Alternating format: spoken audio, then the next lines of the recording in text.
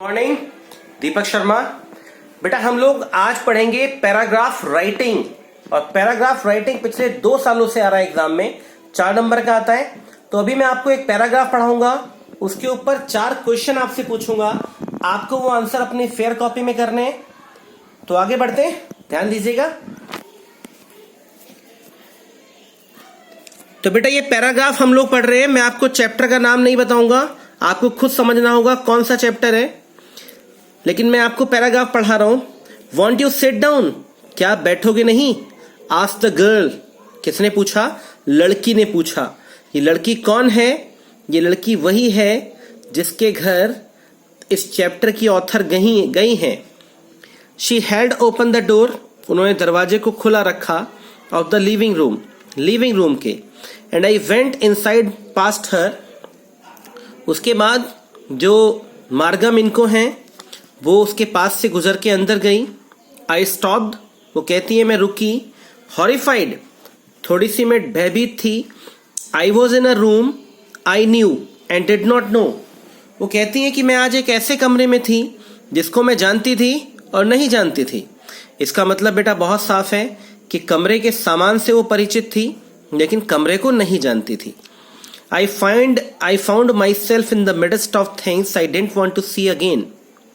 तो उन्होंने कहा कि मैंने अपने आप को ऐसी चीजों के बीच पाया जिनको मैं दोबारा देखना नहीं चाहती थी। Which oppressed me, और ये एक तरह का अत्याचार था मेरे साथ।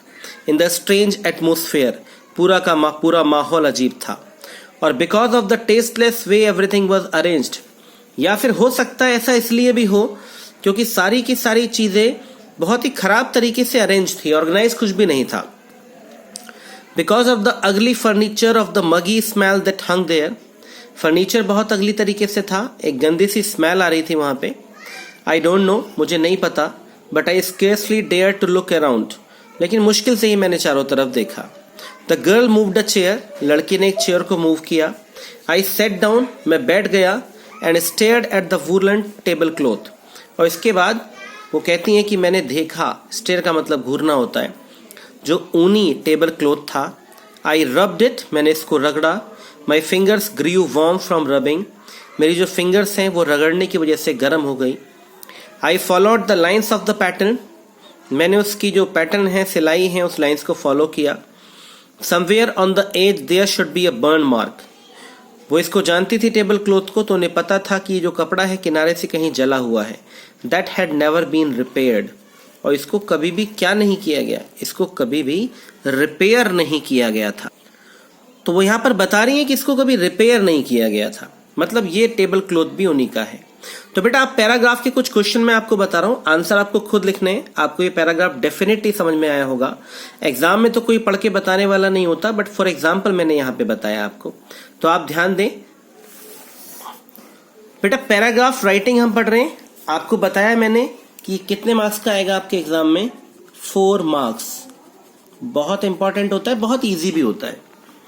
तो लिखा है read the paragraph and answer the question. Paragraph आप रीड कर चुके हैं, राइट? कहां से है? वांट यू से लेकर रिपेयर्ड तक ऐसे लिखना है। फर्स्ट क्वेश्चन है who is the writer of the chapter and from which chapter has the paragraph been taken. तो यहाँ पे पूछा गया कि भाई राइटर कौन है, बताइए आप, और इस पैराग्राफ को किस चैप्टर से लिया गया है। मैंने बीच में नाम भी लिया कि राइटर कौन है।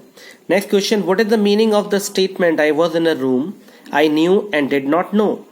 तो पूछ रहे हैं कि बताइए इस स्टेटमेंट का, इस बात का क्या मतलब है कि मैं एक ऐसे कमरे में थी जिसको मैं जानती भी थी और नहीं जानती थी। तो आप समझ गए होंगे, मैंने एक्सप्लेन किया है।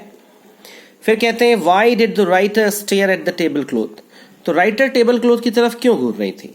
आप समझ गए होंगे क्यों घूर रही थी, क्योंकि उन्हीं का था। और लास्ट क्वेश्चन है who is the girl in the first line. पहली लाइन में पूछा गया कि वो लड़की कौन है। मैं आपको एक बार फिर से दिखा देता हूं। तो पहली लाइन में पूछा गया आस्क्ड द गर्ल, लड़की ने पूछा, तो ये लड़की जो है वो कौन है, ये आपको बताना है। तो बेटा इसको आप पढ़ेंगे, करेंगे, बहुत आसान है, आपको डेफिनेटली मजा आएगा। Thank you so much, God bless you, stay safe, stay healthy, take care of yourself.